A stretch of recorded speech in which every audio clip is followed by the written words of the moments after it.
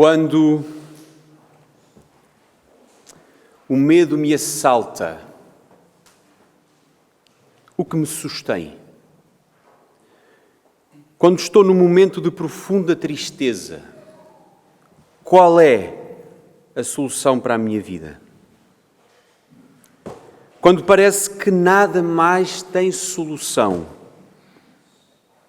onde é que eu posso encontrar uma saída? Quando sou tomado pelo desespero, quando já não encontro respostas em nenhum lado, quando todas as portas se fecharam e quando tudo parece acabado, o que me resta? Quando estou no fundo do poço, quando estou só e desamparado, onde está a escada da minha salvação? O texto que nós vamos estudar hoje fala-nos de um homem perante as circunstâncias da vida que já não tem uma solução possível. Este texto fala-nos de um homem que procura no mundo aquilo que não tem solução. Este homem é um homem desesperado, sem esperança, sem ter onde recorrer. É um homem que vive em profunda tristeza, porque já não sabe o que há de fazer com a sua vida. Este homem procura uma escada para sair das profundezas da escuridão, mas não há quem o acuda. O texto desta semana está no Evangelho do Nosso Senhor Jesus Cristo, segundo São Marcos, no capítulo 9. Nos versículos 14 a 29, eu convidava os irmãos a abrirem as vossas Bíblias. Para os irmãos que estão, ou visitantes que estão a usar as Bíblias que estão nos bancos, na página 950, no Evangelho segundo Marcos, no capítulo 9. E vamos ler dos versículos 14 ao versículo 29.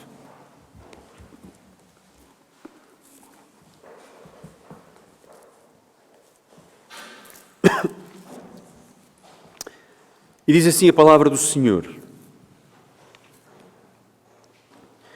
E quando se aproximou dos discípulos, viu ao redor deles grande multidão e alguns escribas que disputavam com eles. E logo toda a multidão, vendo-o, ficou espantada e correndo para ele o saudaram. E perguntou aos escribas: que é que discutis com eles? E um da multidão respondendo disse: Mestre, trouxe-te o meu filho que tem um espírito mudo. E este, onde quer que o apanha, despedaça-o. E ele escuma e arranja os dentes e vai-se secando. E eu disse aos teus discípulos que o expulsassem e não puderam. E ele respondendo lhes disse: Ó geração incrédula, até quando estarei convosco? Até quando vos sofrerei ainda? Trazei-mo. E trouxeram-lhe. E quando ele o viu, logo o espírito o agitou com violência e caiu endemoniado por terra, revolvia-se escumando. E perguntou ao pai dele: quanto tempo há que lhe sucede isto? E ele disse-lhe: desde a infância. E muitas vezes o tem lançado no fogo e na água para o destruir. Mas se tu podes fazer alguma coisa, tem compaixão de nós e ajuda-nos. E Jesus disse-lhe: se tu podes crer, tudo é possível ao que crê. E logo o pai do menino, clamando com lágrimas, disse: eu creio, Senhor, ajuda a minha incredulidade. E Jesus, vendo que a multidão concorria, repreendeu o espírito imundo, dizendo-lhe: espírito mudo e surdo, eu te ordeno, sai dele e não entres mais nele. E ele, clamando e agitando com violência, saiu. E ficou o menino como morto, de tal maneira que muitos diziam que estava morto. Mas Jesus, tomando-o pela mão, o ergueu, e ele se levantou. E quando entrou em casa, os seus discípulos lhe perguntaram à parte: por que o não podemos nós expulsar? E disse-lhes: esta casta não pode sair com coisa alguma, a não ser com oração e jejum. Vamos orar. Pai, nesta hora nós temos a Tua palavra aberta. Sê connosco, Senhor. Sê connosco nesta hora para que a Tua palavra possa criar fruto em nós, dar fruto. Uma vez semeada, que o nosso coração possa brotar a Tua palavra, a Tua vontade. Sê connosco esta manhã, em nome de Jesus. Amém. Irmãos, estamos perante um texto que acontece na sequência daquele momento em que nós vimos há umas semanas, em que Jesus tinha estado no monte e Jesus tinha-se transfigurado perante os seus discípulos e tinha falado com Moisés e com Elias, e onde o próprio Pai tinha testificado acerca da identidade de Jesus. E Jesus, quando desce do monte, vimos nessa semana, falou com os seus discípulos e explicou-lhes precisamente qual era o sentido da sua missão. E depois daquele momento sublime, depois daquele momento sobrenatural, Jesus regressa para junto dos seus discípulos. E quando chega ao pé dos discípulos, nós vemos que eles estão a falar, que eles estão a discutir. E a questão, nós percebemos, Jesus pergunta-lhes qual é que é a questão que eles estão, no fundo, sobre o que é que eles estão a falar, o que é que eles estão a discutir naquele momento. E percebemos que eles estão a discutir acerca de um espírito imundo, ou se quiserem, de um demónio que está numa criança. E quando nós olhamos para o desenrolar desta ação, nós vemos que, de facto, os discípulos não eram capazes de expulsar aquele espírito daquela criança e que Jesus interage com o pai daquela criança.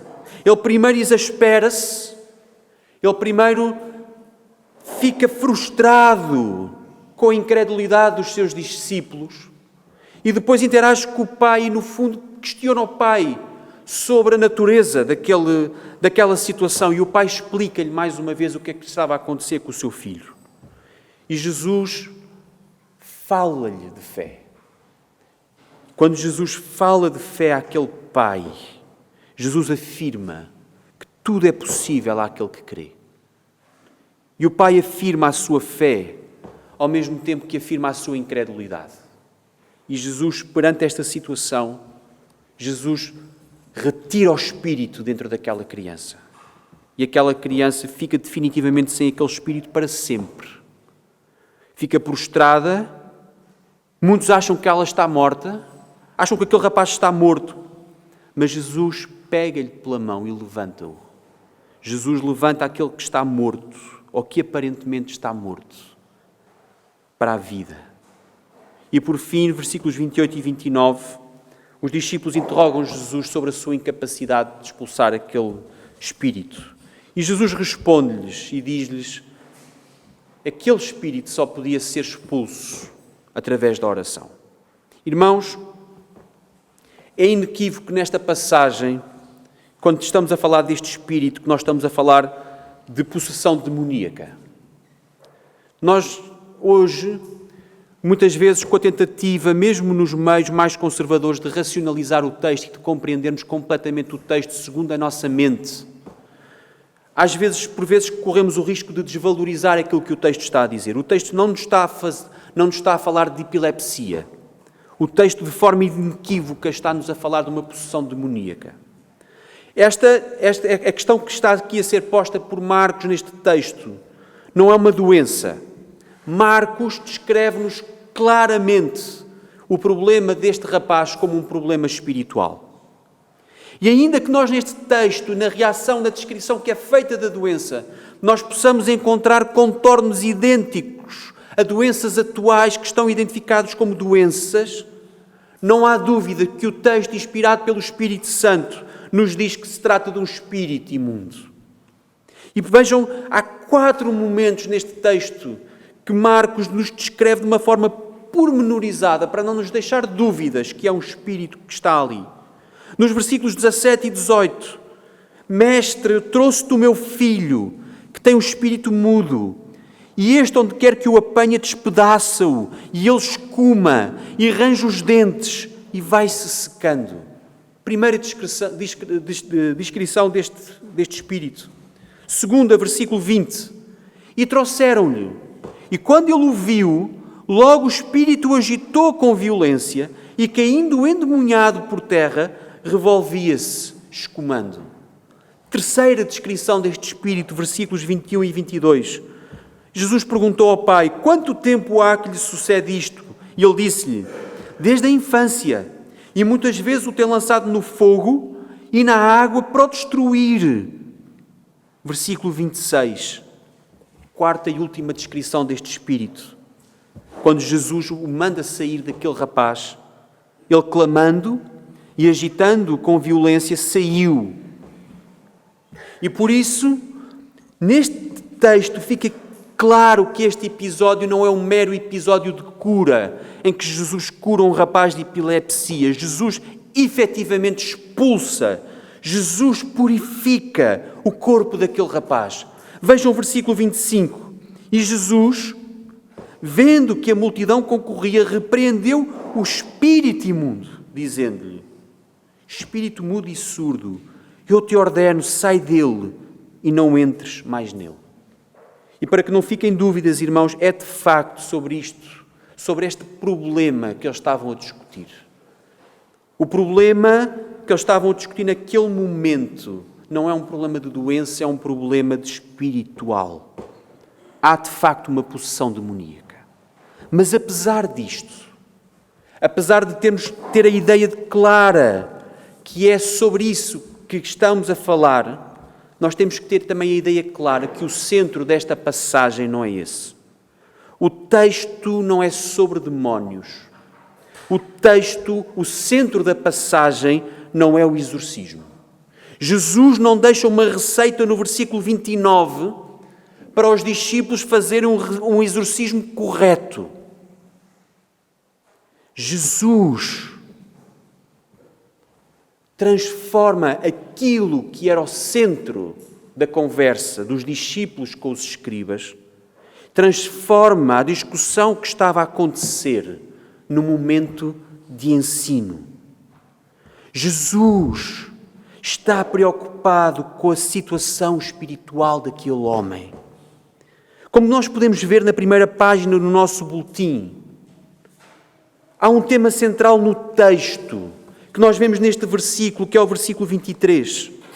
Se tu podes, tudo é possível àquele que crê. Irmãos, este é o tema central deste texto. O tema central desta passagem é a fé.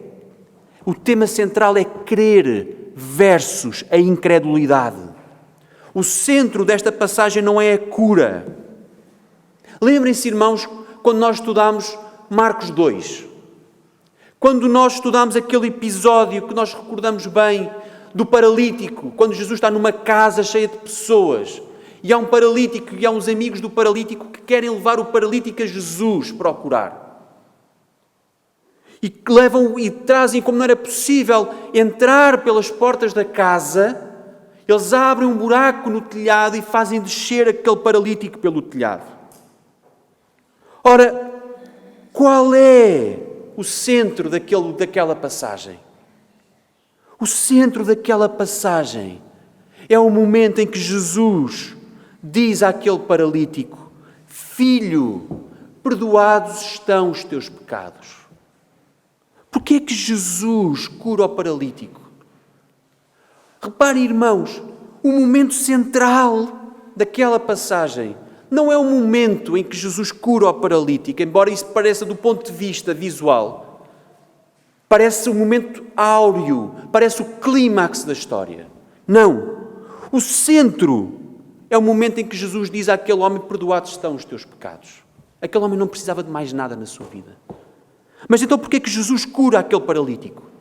Lembrem-se, porque quando é questionado sobre a sua autoridade para perdoar pecados, Jesus responde: ora, para que saibais que o Filho do Homem tem na terra poder para perdoar pecados, disse ao paralítico: a ti te digo, levanta-te, toma o teu leito e vai para a tua casa. Porquê é que ele curou? Para provar que ele tinha poder para perdoar pecados. Ou seja, tal como acontecia no Antigo Testamento com os profetas, que para serem aceitos como verdadeiros profetas tinha que se cumprir aquilo que eles profetizavam, com Jesus acontece exatamente o mesmo. E nesta passagem que agora temos em Marcos 9, acontece exatamente a mesma coisa. A lógica é exatamente a mesma, porque sempre que Jesus cura, sempre que Jesus faz um sinal, sempre que Jesus faz uma maravilha, há um objetivo muito maior. Há um objetivo de ensino. Lembrem-se, irmãos, o próprio Jesus disse: eu não vim para fazer sinais e maravilhas, eu vim para ensinar. Quando Jesus expulsa aquele espírito, ele está a provar àquele homem que o seu ensino é verdadeiro. Quando Jesus, no versículo 23, no textuário desta passagem, diz: tudo é possível àquele que crê, Jesus prova àquele homem que o seu ensino é verdadeiro. Como? Mostrando que tudo é possível àquele que crê. Como? Retirando o espírito daquele rapaz. Ora, o momento em que Jesus expulsa aquele espírito é a prova de que tudo é possível àquele que crê. É a prova de que o ensino de Jesus é verdadeiro. E por isso o centro do nosso texto esta manhã é o ensino de Jesus. E vamos por isso olhar para o ensino de Jesus. O centro do nosso texto não é acerca de demónios, o centro do nosso texto não é acerca de exorcismo, o centro do nosso texto não é uma receita eficaz para um exorcismo. O texto é sobre o ensino de Jesus, acerca da fé. É acerca da fé que nós devemos ter naquele que Marcos afirma no primeiro versículo do seu livro: Jesus, o Cristo, o Filho de Deus. O tema desta passagem é a fé que nós devemos ter em Jesus, o Messias, o Filho de Deus.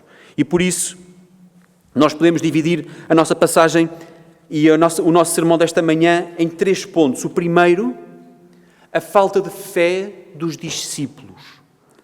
O segundo ponto, a incredulidade do pai do endemoniado. E o terceiro ponto, a verdadeira fé em Jesus. O primeiro ponto, a falta de fé dos discípulos. O segundo ponto, a incredulidade do pai. E o terceiro ponto, a verdadeira fé em Jesus. Ponto número 1, a falta de fé dos discípulos. Nós vemos que há uma discussão em torno de um espírito quando Jesus chega. E vemos no versículo 19 uma reação exasperada de Jesus, de um homem que está cansado, diríamos mesmo hoje coloquialmente, de um homem que está farto. Quando explicam a Jesus o que é que tinha acontecido, versículo 19, Jesus tem 4 reações. Ou melhor, tem uma reação dividida em 4 partes. Em primeiro lugar, Jesus afirma: oh, que geração incrédula. Segundo lugar, até quando estarei convosco? Terceiro lugar, até quando vos sofrerei? E a quarta parte, trazei-me. Na reação de Jesus denota-se um desgaste, um cansaço acerca da incapacidade dos discípulos de aprenderem. Jesus vivia o tempo todo do seu ministério a ensinar-lhes. Jesus já tinha feito sinais e maravilhas. Jesus já se tinha revelado aos discípulos ao ponto de eles próprios afirmarem, como nós vemos no capítulo 8, nas palavras de Pedro, que ele era o Messias, que ele era o Cristo. Inclusive, Marcos relata nos capítulo 6 que os discípulos já tinham sido enviados para anunciarem o Evangelho. Jesus já tinha enviado os discípulos para irem anunciar o Evangelho e, como consequência disso, diz-nos Marcos, eles expulsavam muitos demónios e ungiam muitos enfermos com óleo e os curavam. Expulsar demónios não era uma novidade para os discípulos. Eles já tinham sido incumbidos para anunciar o Evangelho pela autoridade de Jesus e para testificar a verdade do seu Evangelho através da expulsão de demónios e a cura de enfermos. Então o que é que está a falhar propriamente neste momento? Se eles anteriormente já tinham feito, o que é que está a falhar neste momento? Irmãos, uma leitura superficial do texto poderá levar-nos a afirmar que os discípulos não conseguiam expulsar aquele espírito mudo porque eles não aplicaram a receita certa. Ou seja, Para aquela casta, eles não tinham orado o suficiente e não tinham praticado o jejum e por isso não tinham conseguido expulsar o demónio daquela casta. Mas nós temos de olhar para aquilo que Jesus diz. E o que Jesus diz e está a dizer em primeiro lugar é que aquele demónio não é retirado daquele rapaz porque eles são incrédulos. Porque não têm fé. É assim que Jesus trata e é por isso que Jesus fica exasperado.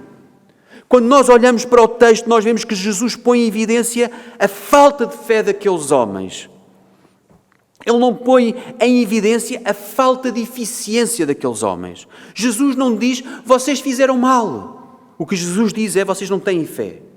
Jesus não está a acusá-los de não terem praticado a receita certa, como Jesus lhes tinha ensinado, como seria normal de um professor.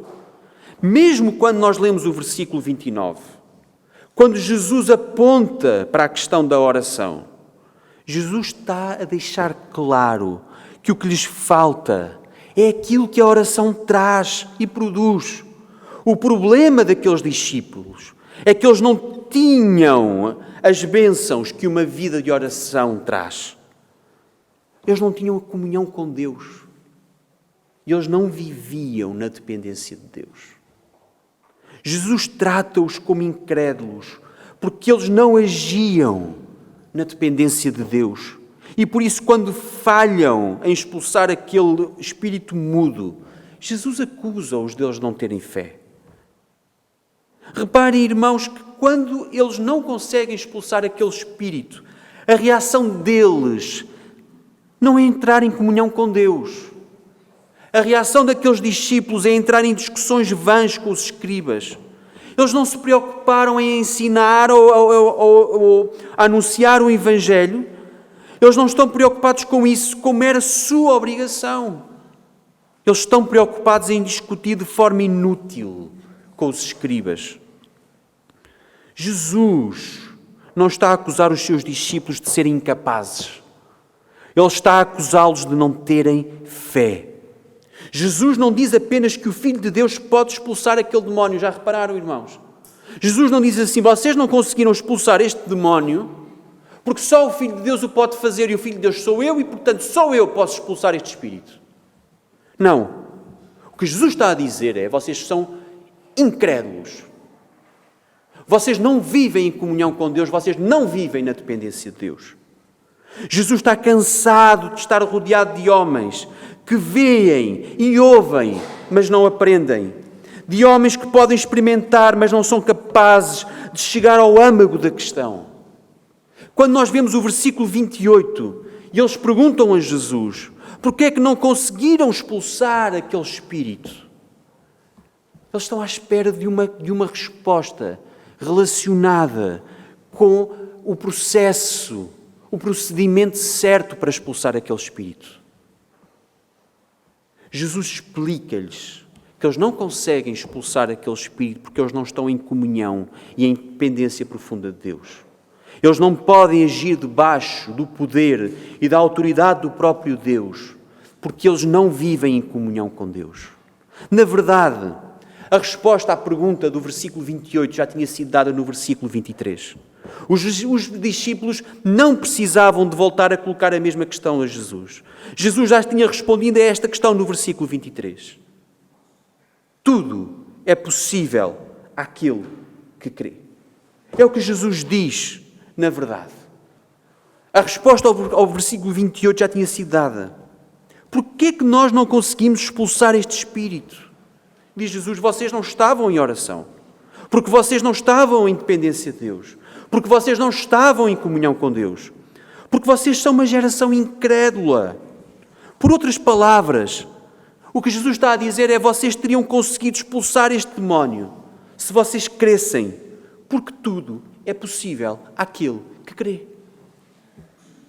Meus irmãos, tudo é possível àquele que crê. O que querem dizer estas palavras para nós hoje?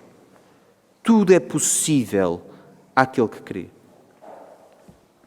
Reparem, irmãos, não foi por acaso que afirmámos há pouco que este texto, o ponto principal deste texto, não é a questão da expulsão de demónios. E por isso, quando nós vemos Jesus dizer tudo é possível àquele que crê, nós não devemos refletir nestas palavras de Jesus, para nós enquanto igreja, como quem diz: Jesus chama-nos hoje a expulsar demónios. Este não é o ponto principal da afirmação de Jesus.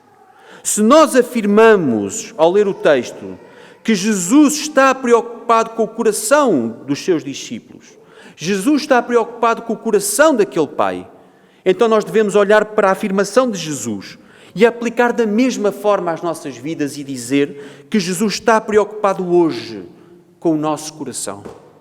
Os discípulos falharam porque não estavam em comunhão com Deus e porque não viviam na dependência de Deus. E este é um aviso para nós. Se no capítulo 6 os discípulos já tinham sido incumbidos pelo próprio Jesus para esta missão e agora não eram capazes de a cumprir, nós também hoje, enquanto igreja, que fomos incumbidos pelo próprio Jesus para levar o Evangelho a este bairro, a esta cidade, aos nossos vizinhos, aos nossos colegas de trabalho, nós não vamos conseguir, de uma forma que agrada a Deus, fazer a sua vontade, se nós não vivermos em oração, se nós não vivermos em comunhão e em dependência de Deus. Nós não vamos conseguir cumprir a nossa função enquanto igreja, se nós não conseguimos ficar firmes naquilo que é básico. É o que Jesus está a dizer. Quando nós nos queixamos, quando nós nos lamentamos acerca da incredulidade do povo à nossa volta, da forma como o povo tem os ouvidos fechados, o que é que diria Jesus em resposta a esse nosso lamento? Uma igreja que não vive em dependência absoluta de Deus, em que os seus membros não vivem em comunhão com Deus, é uma igreja de fé, é uma igreja sem fé e só com palavras, e que não é capaz de praticar. É uma igreja que se comporta como estes discípulos, que tentam purificar aqueles que estão cheios de espíritos imundos, mas não consegue. E porquê que não consegue? Porque não percebe que esta casta só pode sair com oração. Nós só somos capazes de ser uma igreja à imagem de Jesus quando nós vivemos em comunhão e em dependência de Deus. Nós só conseguimos ser uma igreja à imagem de Jesus quando nós acreditamos verdadeiramente e quando acreditamos, e ao acreditarmos verdadeiramente, então veremos que tudo é possível àquele que crê. Por isso, irmãos, se nós nos comportamos como os discípulos que se lamentam porque não são capazes de o fazer, nós estamos a dizer que o Evangelho não é capaz de o fazer. Se nós nos comportamos como os discípulos, a resposta de Jesus para nós vai ser igual àquela que Ele deu aos discípulos. E vai dizer-nos: ó geração incrédula. O ponto número 1 deste sermão é, por isso, acerca da falta de fé dos discípulos. O ponto número 2, a incredulidade deste pai. Quando Jesus se dirige e pergunta: o que é que discutis com eles? Nós ficamos a saber que o centro da discussão é uma ocasião em que o pai apresenta um filho que tem um espírito mudo. A descrição que Marcos faz deste pai leva-nos a crer que é um pai verdadeiramente desesperado. Nós não conhecemos bem o coração deste pai, mas a forma como ele age, a forma como ele pede ajuda, mostra-nos um homem que já não sabe o que há de fazer para resolver o problema grave que o filho tem. A descrição que o homem faz do problema do filho é dramática, é triste. É uma descrição que podemos dizer a dado momento até aterradora. Aquele rapaz é possuído por aquele espírito desde a infância. É um espírito que o despedaça, que o faz espumar, que o faz ranger os dentes, que o faz ficar hirto, que o lança no fogo e na água para o destruir. E como é que fica um pai perante este cenário? Como é que nós, enquanto pais, ficaríamos? Será que também não ficaríamos desesperados perante esta situação de impotência? Ainda para mais quando não existe uma solução para o nosso problema? Quando aquele pai encontra Jesus, é um homem em final de linha. Os discípulos já tinham tentado e não tinham conseguido. Já nada mais restava àquele homem. Aquele homem clama a Jesus com lágrimas. E perante este cenário, vejam, irmãos, como o foco de Jesus não é imediatamente resolver o problema que o Pai apresenta. O diálogo de Jesus mostra-nos qual é o seu foco e qual é o foco do seu ministério. Qual é o centro da sua mensagem. A resposta de Jesus a um homem desesperado é dar-lhe a solução para o seu desespero. Jesus não se foca onde o homem estava focado. Jesus foca-se no âmago do problema.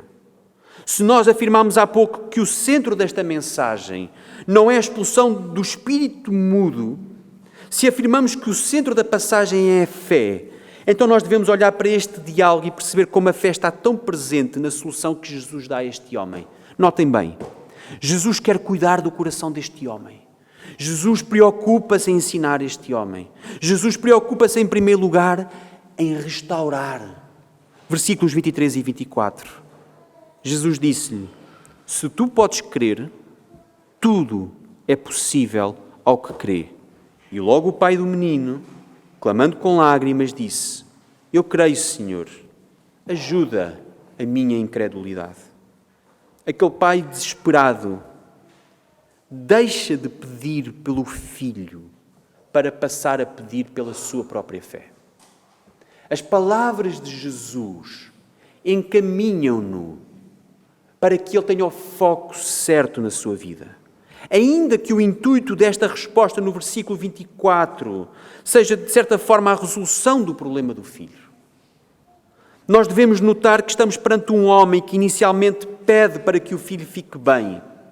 Foi isso que ele pediu aos discípulos, era isso o centro da mensagem e da discussão que estava presente entre os discípulos e os escribas.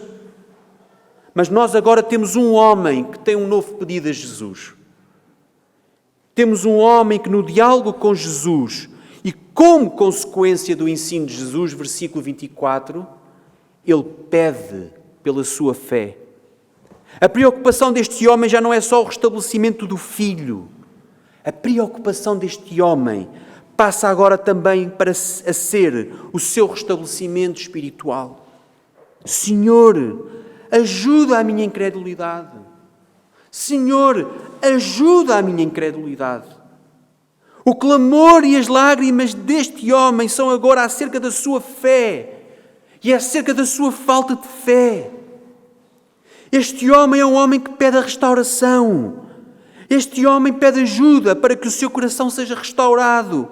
Este homem não sai ao pé de Jesus sem que antes clame e chore por fé. Um homem que vai ter com Jesus apenas por aquilo que Jesus poderia dar acerca do seu filho. É um homem que agora se dirige a Jesus e pede ajuda para o seu coração. Meus irmãos, a incredulidade deste homem precisa de ajuda. A incredulidade dos nossos corações hoje precisa de ajuda. Nós só vamos afastar de nós a nossa incredulidade quando nós percebemos que aquilo que está a acontecer na nossa vida está completamente fora do nosso controle. Nós não temos capacidade para resolver o mal que existe na nossa vida. Tal como aquele homem olhou para a situação do filho e nada conseguia fazer. Aquele homem que olhava para a desgraça da sua vida e percebia que era incapaz de resolver, tal como ele. Nós também somos incapazes de resolver o mal que há em nós, o mal que há na nossa vida. Quando tentamos por nós mesmos combater o mal, resolver o mal, afastar de nós o pecado, nós esbarramos contra uma parede que é muito maior que nós e é muito mais potente do que nós. Nós achamos que somos capazes de resolver, ou então como este homem que apenas se dirige a Jesus com o intuito de resolver o mal circunstancial da sua vida. Nós nos dirigimos a Deus apenas para resolver um problemazinho circunstancial que aconteceu na nossa vida. Meu irmão, Jesus não está preocupado, em primeiro lugar, em resolver os teus problemas cotidianos. Jesus não está em primeiro lugar preocupado em resolver as tuas questões circunstanciais. Jesus não está preocupado Jesus está verdadeiramente preocupado em remover da tua vida o pecado que existe, o tormento que tu tens, a aflição que tu sentes, a dor que te acompanha. Jesus está preocupado em resolver o problema que tu tens no teu coração. Jesus está preocupado em resolver o problema que tu tens relativamente à tua fé. Se vais aos pés de Jesus com tudo por resolver e apenas queres resolver o teu problema circunstancial, fica a saber que Jesus não quer resolver apenas o teu problema circunstancial. Jesus quer resolver o teu problema que é estrutural. Jesus não quer resolver este teu pequeno problema. Jesus quer purificar-te. Jesus quer retirar o que há de ti que é imundo. E é por isto, porque Jesus quer mostrar àquele homem que a fé resolve o problema, que a fé é a solução para a sua vida. Então sim, depois de resolver esta questão profunda, depois desta declaração de fé deste homem, eu creio, Jesus mostra então àquele homem, àquele pai desesperado, àquele incrédulo, que tudo é possível àquele que crê. E por isso, porque tudo é possível àquele que crê, Jesus expulsa aquele espírito mudo que vivia desde a infância na vida daquele rapaz. Meu irmão, quantas vezes tu valorizas as bênçãos que recebes na tua vida? Olhas para este texto e se centras a tua atenção na expulsão dos demónios, então tu vais interpretar este texto e vais dizer: se eu tiver fé, eu vou ser capaz de expulsar demónios. Mas o texto, como vimos, não aponta para aí. Olha para as bênçãos que tu tens recebido na tua vida. Olha para o quanto Deus fez por ti ao longo da tua vida, tal qual fez na vida deste homem. E vê como Deus não te desampara, como Jesus não te deixa só. Este homem recebe uma bênção na sua vida e nós, quando recebemos bênçãos na nossa vida, nós devemos olhar e ver que isso é a consequência de Jesus se preocupar connosco. Quando nós recebemos as bênçãos e as bênçãos que nós temos recebido nas nossas vidas, elas são do âmbito da nossa fé. Elas não são o centro da nossa fé, mas elas são a prova de que o nosso Deus está connosco. O âmago da nossa fé é o Evangelho e por isso, quando nós temos um culto público, como esta manhã, o centro do nosso culto é a demonstração da nossa fé ao adorarmos o nosso Deus e ao proclamarmos o Evangelho. Por isso nós não anunciamos que ao domingo, às 10h30 da manhã, aqui neste lugar, nós temos um culto de adoração e temos um culto em que nós vamos fazer sinais e maravilhas. Este culto é destinado para expulsar demónios. E logo à tarde temos um novo culto que é destinado para a nossa prosperidade. E à quarta-feira temos um culto destinado para a restauração das famílias. Não. Os milagres não existem para isso, irmãos. Os milagres não são o centro da nossa ação e o centro da nossa adoração. O centro da nossa adoração é o reflexo da fé que nós temos em Jesus. E aquilo que nós temos recebido, e o tanto que nós temos recebido, apesar das dificuldades da nossa vida, são a consequência, precisamente, de que tudo é possível àquele que crê. Tantas vezes nós vemos coisas a acontecer na nossa vida e nós nem sequer percebemos muito bem como é que nós recebemos aquela bênção. Irmãos, o ponto que nós temos acerca da incredulidade deste homem é que a fé é o centro da preocupação de Jesus. A fé é a prova viva que Jesus não se esquece de nós. E tudo é possível àquele que crê. O ponto número 2 é então acerca da incredulidade deste pai. E por fim, e como resposta a tudo isto, nós temos que então olhar, ponto número 3, para a verdadeira fé. Depois de olharmos para a falta de fé dos discípulos e para a incredulidade deste pai, nós temos que olhar então para a resposta certa, para a verdadeira fé. E começámos este sermão por questionar precisamente isto. Qual é a solução para a minha vida? Quando parece que nada mais tem solução, onde é que eu posso encontrar uma saída? Quando sou tomado pelo desespero que me resta? Quando estou no fundo do poço como aquele pai? Quando estou só e desamparado? Onde está a escada da minha salvação? O texto de Marcos mostra-nos que, de facto, há sempre uma saída. Essa saída pode não ser a saída mais óbvia. Pode não ser a saída que tu estás à espera. Quando tens uma dor, tu queres tomar um medicamento para ultrapassar essa dor. Quando não te consegues levantar da cama porque a tua mente não o permite, tu queres tomar um medicamento que te ajude a sair da cama. Quando tu tens uma dor no teu corpo, tu procuras uma terapia que te ajude a corrigir, ou procuras um medicamento que te ajude a suportar aquela dor. Mas o texto de Marcos não nos diz que Jesus é o nosso medicamento ou a nossa terapia. O texto de Marcos não nos revela Jesus como aquele que vai resolver aqueles que são aparentemente os nossos maiores problemas. O que Jesus se propõe a fazer é ir muito mais além e é curar o teu coração. A verdadeira fé, a fé que move montanhas, aquela que permite que tudo se cumpra, é a fé que brota de um coração restaurado, de um coração onde Jesus entrou. A verdadeira fé é aquela que resolve o verdadeiro problema do teu coração. Se tu estás aqui esta manhã e não és cristão, gostaria de dizer que o vazio que tu tens no teu coração, que pode estar nesta manhã circunstancialmente preenchido por tudo o que te está a correr bem neste momento, ou porque tu preenches esse vazio com bens materiais ou com uma satisfação pessoal, deixa-me dizer-te isto.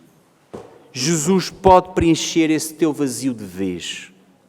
O vazio do teu coração, o vazio que te faz correr em vão, que te faz viver para ti mesmo, o vazio que te faz olhar para o teu umbigo, que faz com que tu desprezes os outros, que vivas uma vida acelerada no constante consumo ou de satisfação pessoal no trabalho. Essa vida que te consome pode ser substituída por uma vida muito melhor com Jesus. Se estás aqui esta manhã e és cristão e sentes que neste momento não estás a passar, porque estás a passar por um momento difícil, de luta interior, lembra-te que à tua volta há pessoas que também estão a passar por isso. Se tu estás aqui esta manhã e até não estás a passar por esse momento, lembra-te que de certo, aqui neste lugar, esta manhã aqui reunidos, há pessoas que estão a passar por esse momento.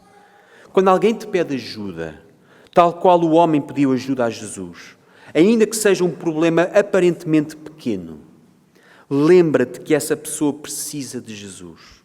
Lembra-te que o problema que há na vida dessa pessoa, o principal problema na vida dessa pessoa é um problema de incredulidade.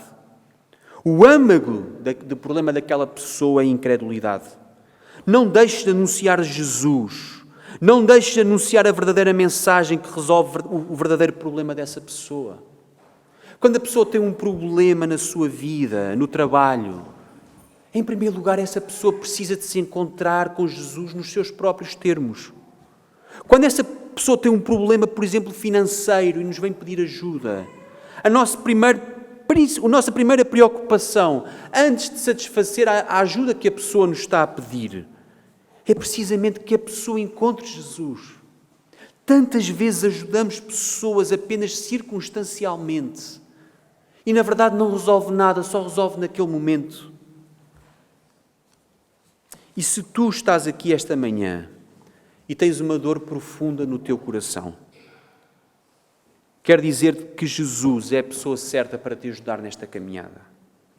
Se estás aqui e já perdeste um filho, ou se estás aqui e o teu casamento está destruído, e estás aqui e o teu vício esmaga-te, e tu não o consegues combater, eu quero que saibas que Jesus está vivo, e Ele é a solução para tu ultrapassares esta dor. Ele sabe o que estás a passar. Ele foi homem como tu és. Ele sofreu muito, para além do que qualquer um de nós sofreu. Mas nós dizemos tantas vezes isto. Dizemos tantas vezes que Jesus é a solução para os nossos problemas. Não deixes que esta repetição, que é uma repetição necessária, porque é verdadeira, mas não deixes que ela se torne uma vã repetição na tua vida. Quando nós afirmamos que Jesus é a solução, nós não estamos a dizer que Jesus é uma solução circunstancial, mas estamos a dizer que Jesus é a solução para o âmago dos teus problemas. Quando nós dizemos que Jesus é a solução para ti, nós estamos a dizer que Jesus é verdadeiramente aquilo que vai dar-te o que tu precisas. Não deixes que esta repetição se torne vã, se torne de tal forma vazia, que depois já não signifique nada. Pelo contrário, nós devemos responder, mas nós devemos afirmar e repetir, precisamente porque ela é verdadeira. E repara, Jesus responde provavelmente de uma forma diferente daquela que tu estás à espera. Jesus não responde como a medicina responde. Jesus não responde como este mundo consumista espera a resposta. Jesus não responde como aquele pai que estava à espera que Jesus respondesse. Jesus responde nos seus termos. Se tu tens fé, então essa é a melhor resposta para os teus problemas. E reparem, irmãos, eu não estou a afirmar de forma alguma que a medicina não é importante, ou que nós não devemos tomar medicamentos, ou que nós devemos sentir-se constantemente culpados, dizendo, no fundo, eu estou doente porque não tenho fé, ou dizer, eu estou assim porque a culpa é minha, quando muitas vezes a culpa nem sequer é tua. O que afirmamos é que a melhor resposta para os problemas que tu tens na tua vida, para a dor que tu tens na tua vida, para a doença que surgiu na tua vida, para o tormento que tu estás a enfrentar ou para a tentação que tu não consegues suportar, a resposta é Jesus. Mas nós também não estamos a dizer que Jesus vai curar se tu tiveres fé. O Evangelho que Jesus anuncia não é o Evangelho da cura. Lembrem-se, irmãos, o centro desta passagem não é a expulsão de demónios. A doença faz parte da nossa vida. Pode ser curada ou pode não ser curada. A tribulação faz parte da nossa vida. A dor faz parte da nossa vida. E tu deves saber que há uma esperança para a tua dor e para a tua tristeza. Versículos 26 e 27. Quando nós estamos prostrados como mortos, quando já estamos de tal forma sem forças que os outros acham que estamos sem vida, Jesus responde a todas estas coisas de uma vez. Jesus é o único que é capaz de nos tomar pela mão para nos erguer e para sermos levantados. Repare, irmão, nesta mensagem, nesta imagem tão bonita. Toda a gente achava que ele já estava morto.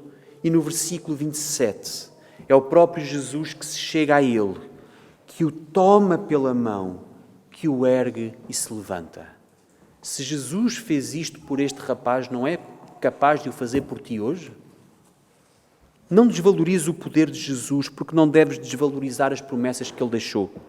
Lembra-te da promessa que Jesus deixou. Tudo é possível ao que crê. Irmão, esta mensagem não é vã. Esta mensagem não foi inventada por nós para dar um mero conforto num momento difícil. Esta mensagem não é circunstancial como no velório, em que as pessoas não têm nada para dizer e dizem àqueles que estão a sofrer, os meus sentimentos.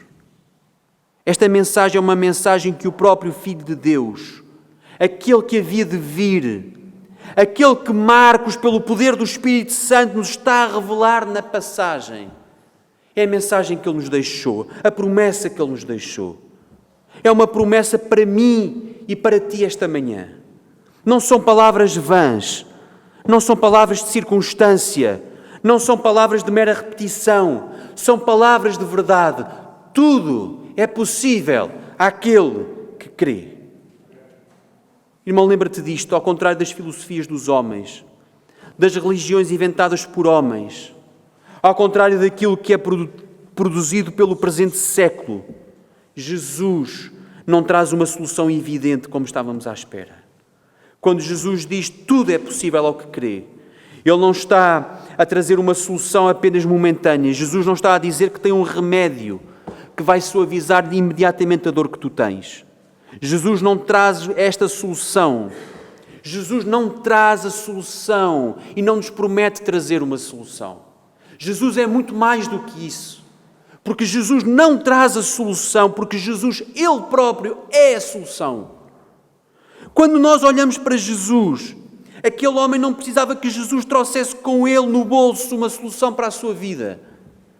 Aquele homem precisava, na verdade, de Jesus, do próprio Jesus na sua vida. E por isso Jesus promete aquilo que Ele próprio, que Ele pode dar, porque Ele próprio é. Jesus promete a solução porque Ele é a solução. Ao contrário daquilo que nos prometem hoje à nossa volta, que há sempre uma filosofia, que há sempre alguma coisa rebuscada que vai resolver o nosso problema.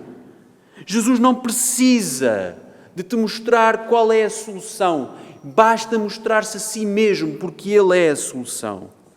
Quando te vendem filosofias para o teu problema interior espiritual, quando te prometem paz, quando te prometem uma mente sã, só há um que pode, na verdade, satisfazer todas essas necessidades. Irmãos, esse homem é Jesus. Ele deixou uma promessa. Tudo é possível àquele que crê. Amém.